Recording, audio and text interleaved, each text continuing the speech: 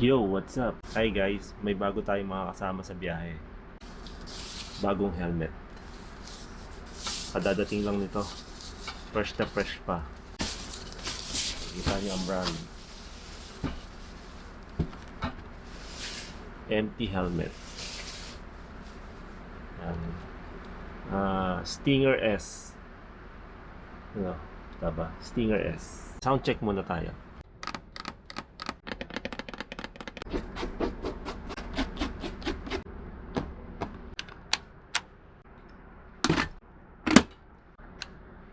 Side view, back view.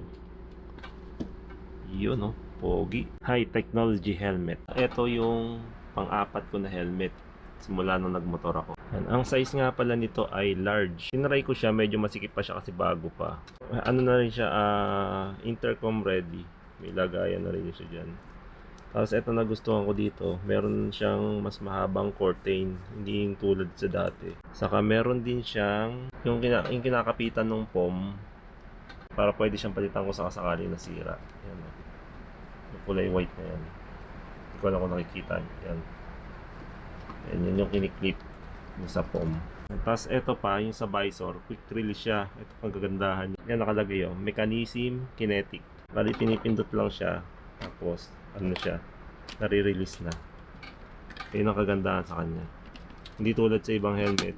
Yung sa SEC ko nun, mahirap tanggalin. Nabasag pa yung pinaka-pin. Tapos meron na rin siyang DOT certified. Saka ano tong isa, ICC certified din. Yan, large, 59 to 60. Anti-scratch na siya. Quick release, yun nga sa visor kanina. Tapos PC lens. Tapos yung visor niya ay may kapal na 2.2 thickness. Tapos designed by Europe. Pero ang alam ko, ano to Spain. Ano siya, sister company ng Spider. Ang bent niya, may dalawang selection siya.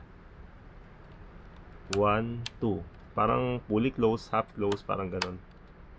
White ang kinuha ko kasi maganda kasi sa mga helmet, mga light colors. Gawa nung pag sinag ng araw, nagbabounce lang sa kanya yung init, yung liwanag. Kasi pag dark color, ina-absorb, kaya mas lalong mainit sa ulo.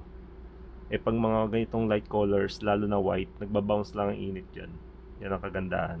Yan ang advantage ng ganong kulay, mga light colors. Kaya kung kayo madalas kayong mag-ride sa mga maiinit o maiinit na panahon, dapat ang mga helmet nyo ay light colors, especially ang white.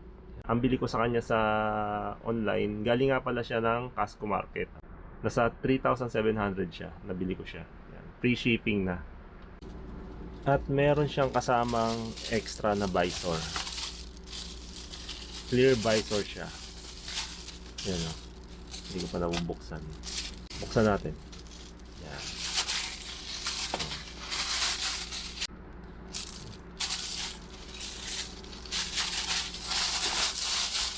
Tama niya clear visor. Ito yung sinasabi ko kanina. Pinipindot lang siya, nare-release na siya. Ayan. Ang empty helmet pala ay kasama sa top 10 safest helmet. May kasama ding warranty card yata to. Pero ko, basta helmet bag. Pangit pa na helmet bag nila, hindi tela, hindi tulad sa SEC. Parang bag talaga. Para lang siya eco bag Tapos may kasama siyang sticker ng Casco Market. Dalawa. Yun lang guys. Pinakita ko lang sa inyo ang bagong helmet ng empty helmet.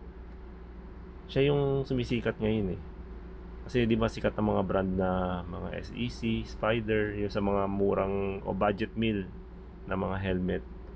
Ito ngayon yung isa din sa sumisikat na ngayon. Yun guys. Maraming salamat sa mga nanood at ride safe po sa ating lahat.